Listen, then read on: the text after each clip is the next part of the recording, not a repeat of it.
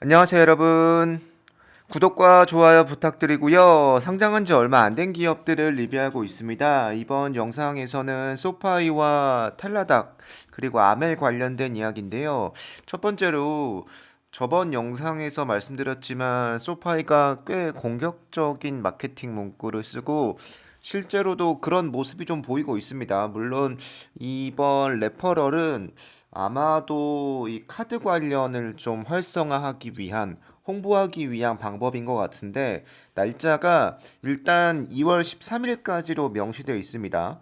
이 보너스 포인트 관련 레퍼럴이 그렇기 때문에 2월 13일은 다들 아시겠지만 슈퍼볼 경기가 있는 이 날짜이기 때문에 관련해서 마케팅을 좀 진행한다고 볼 수 있고 아마 뭐 스타디움 가면 이런 것들을 좀 홍보하지 않을까 싶은데 관련해서 좀 CEO도 역시 홍보하고 있고 레퍼럴 링크를 통해서 가입을 하면 카드 캐시백이 원래 2%였는데 4%를 준다고 합니다. 꽤 많고 그러니까 뭐 이전에 올렸던 영상에서도 말씀드렸지만 결국은 이렇게 많은 레퍼럴을 한 이유가 첫 번째로 일단 본인들의 서비스에 대한 자신감이 좀 있을 수밖에 없고 왜냐면 굉장히 많은 돈을 주고 사람들을 끌어모으다 보니까 고객 확보 비용이 낮은 정도는 절대 아니거든요.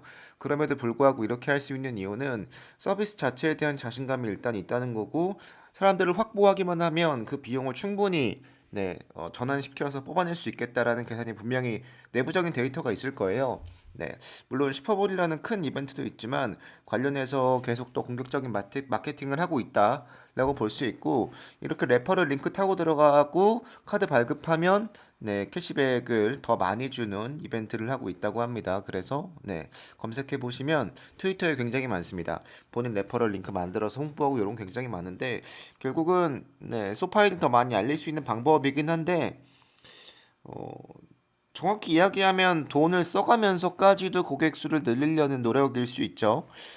당장은 아마 이러한 노력으로 인해서 어, 레퍼럴 비용이 늘긴 늘 겁니다. 다만 그에 따라서 그에 비례해서 당연하겠지만 고객 수가 좀 늘어날 수밖에 없는 구조이기 때문에 이렇게까지 열심히 하는데도 고객 수가 안 는다면 문제가 있는 거고 얼마나 많이 고객 수를 늘릴 수 있는지에 대해서 이번 1분기 굉장히 열심히 하고 있다 보니까 여름쯤 되면 아마 이 결과를 좀 볼 수 있을 것 같네요. 그래서 좀 기대해 볼 만한 것 같습니다. 네.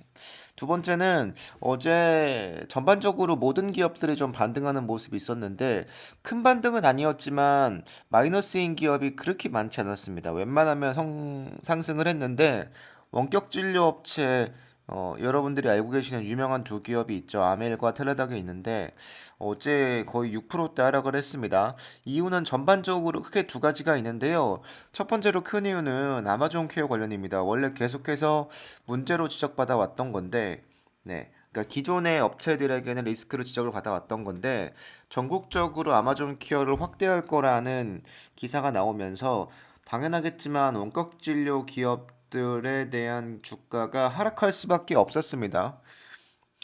어, 최근에 주가가 많이 하락을 했고 실제로도 꽤 저점인 상태인데 거기서 또 하락을 했다 보니까 문제가 좀 있어 보이고 이게 전망치의 문제로 근래 주식들이 실적을 발표할 때마다 주가가 안 좋은데 그럼에도 불구하고 이 기업들이 반등하기 위해서는 결국은 다시 한번 실적으로 증명해야 하거든요. 근데 이번 분기 실적이 조금이라도 안 좋은 기업들이 있다면 더 떨어질 가능성이 농후하다고 봅니다. 왜냐면 말씀드린 이유들 때문인데 일단 캐시우드는 더 샀습니다. 텔라닥을. 네. 캐시우드는 텔라닥을 굉장히 많이 믿고 있는 것 같고 계속해서 매수를 하고 있는 중인데 어제로만 보면 두 기업 모두 6%대 하락을 했고요. 네. 거의 최저점 부근이라고 봐도 무방합니다. 네. 아마존 케어가 전국적인 확대 계획을 밝히면서 주가에 악영향을 줄 수밖에 없었고요. 그에 따라서 텔라닥에 대한 목표가가 좀 낮아졌는데 꼭 이것 때문만은 아니었습니다. 아마존 케어 때문만에 이 텔라닥의 목표가가 낮아진 건 아니었고요. 다른 기사 보여드리면 일단 이 아마존 케어가 아니더라도 전망치에 문제가 좀 있는 것 같습니다. 그러니까 원래 계획했던 것보다 최근의 데이터로 다시 한번 살펴보니까 여기서의 앞으로의 전망치에 대한 우려가 좀 있을 수밖에 없다는 내용인데, 여러 기업들이 텔레닥의 전망치를 낮추고 있는 와중에 관련 내용 보여드리면, 분석가는 리본고의 앱 데이터를 엿본 후에 전반적으로 추정치보다 안 좋을 거라고 예상을 하고 있고요. 일단 다운로드 숫자에 대한 걱정, 우려가 분명히 있고, 그리고 가장 중요한 이번 분기에 만성치료 등록 건수가 예상치보다 약 10% 정도 낮다고 합니다.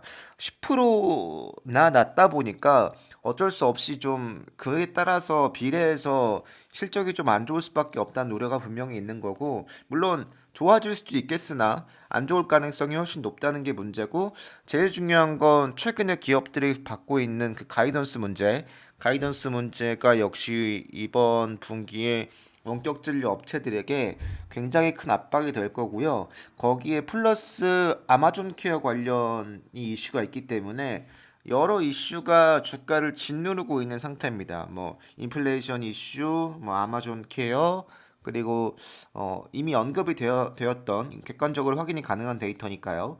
네, 이 가이던스 부분에 문제가 될 수 있는 치료 건수나 다운로드 이런 것들이 여러모로 좀 기업에게 악영향을 줄 수밖에 없는 상황인 것 같습니다.